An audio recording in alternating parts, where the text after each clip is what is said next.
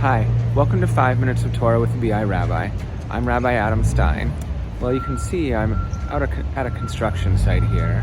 I'm right near Granville and Hemlock, just behind Broadway, and they're putting up, or digging down, the new subway station that will be at Granville and Broadway. The Broadway subway website tells me that the subway will be ready all the way to Arbutus by 2025. I hope we can make it there. I'm looking forward to riding it. And you know, it reminds us that there's a lot of change coming around here. Everywhere, really. But you know, even just think about where I live, a bit south of the synagogue on Oak, near 41st. In a few years, they'll be building tons of buildings on that old transit site across from the JCC. The JCC itself will be transformed. A couple tall rental towers on top of where the JCC is now, with a new King David site below those towers, a new JCC building where the parking lot is now.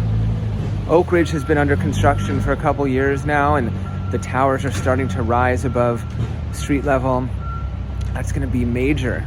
Even the Heatherlands, where the RCMP was, near Heather and 30-something, those are going to be turned into retail and residential and everything. Lots of big change, and that's just residential and transportation. There's medical and technology that keeps changing, hopefully learning to beat viruses like the one we've been dealing with in the past couple years, so that when new ones come along, we can approach them better and quicker and more completely. But all this change, it reminds me, of what our ancestor Isaac is going through in our Torah portions. We start out this Torah portion, it's called Toldot, Eile Toldot Yitzchak. These are the generations of Yitzchak, or this is the story of Yitzchak. These are the tales, these are the struggles of Isaac that will come up in his life. He's going to have 2 children, 2 boys, twins actually, in the beginning of this parasha, and they're fighting even before they're born. They're fighting inside of Isaac's wife, Rebecca. She even says in the first few verses, she says, as they're fighting inside of her, she says, if it's going to be like this, why do I exist? What's going on, God? Why are they fighting? They both want to be first to come out. And we know they're going to fight later on, fighting over the birthright and over their father's blessing. Rebecca helps one of them out. Then he has to flee. Difficult times for Isaac and his family. But this is a family back to Abraham and Sarah and Hagar and Isaac and Ishmael, and all the way down to Jacob and Esau and Jacob's children. The struggles go on.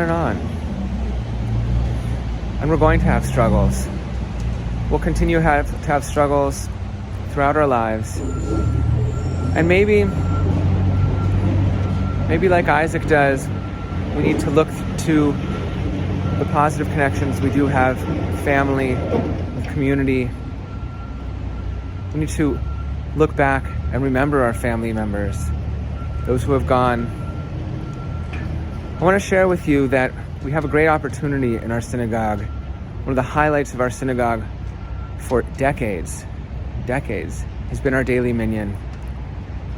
The opportunity that we have to come together in community any day of the week, morning or evening, and pray together and be together, have breakfast together in the morning, schmooze a little in the evening.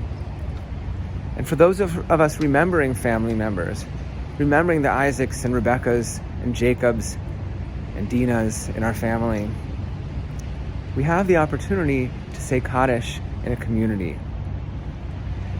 In recent months, we've gone from praying outside every day to praying inside again in the sanctuary. But it doesn't mean it's dangerous. We're all vaccinated, we all have masks, and we can spread out so far from each other to be as safe as we feel like we need to be, because our sanctuary is huge, and with 10 or 12 people, we'll be spread out just far enough. So I invite you to come, try it out.